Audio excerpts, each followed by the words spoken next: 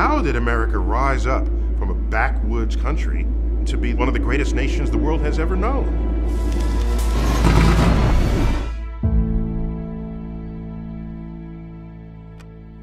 We pioneered industries.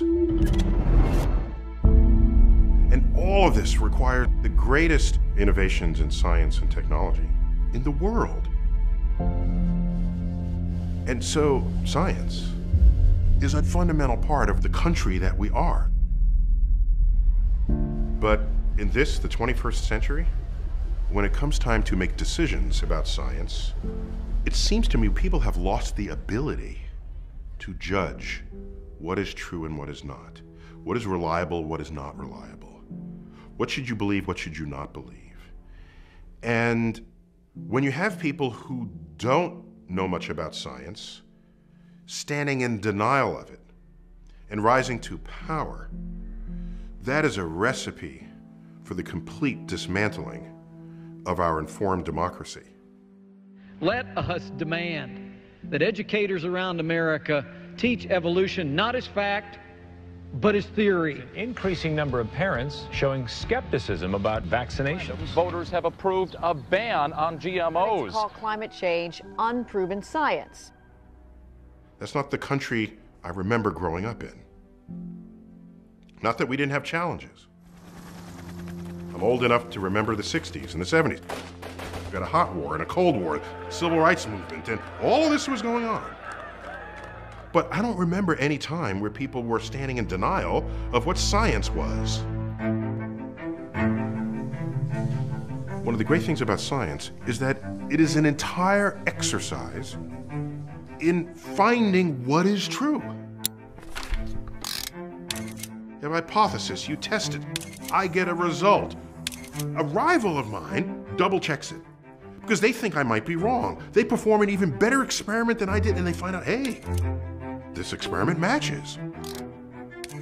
Oh my gosh, we're onto something here. And out of this rises a new emergent truth. It does it better than anything else we have ever come up with as human beings.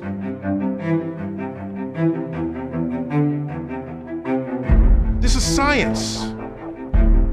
It's not something to toy with. It's not something to say, I choose not to believe equals MC squared. You don't have that option. When you have an established scientific emergent truth, it is true whether or not you believe in it. And the sooner you understand that, the faster we can get on with the political conversations about how to solve the problems that face us. So once you understand that humans are warming the planet, you can then have a political conversation about that. You can say, well, are there carbon credits? Do we do this? Do we put a tariff on it? Do we fund? Do we subsidize? Those have political answers.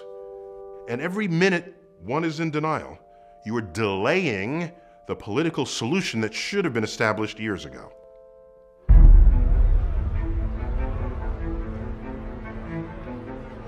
As a voter, as a citizen, scientific issues will come before you. And isn't it worth it to say, all right, let me at least become scientifically literate so that I can think about these issues and act intelligently upon them. Recognize what science is and allow it to be what it can and should be in the service of civilization. It's in our hands.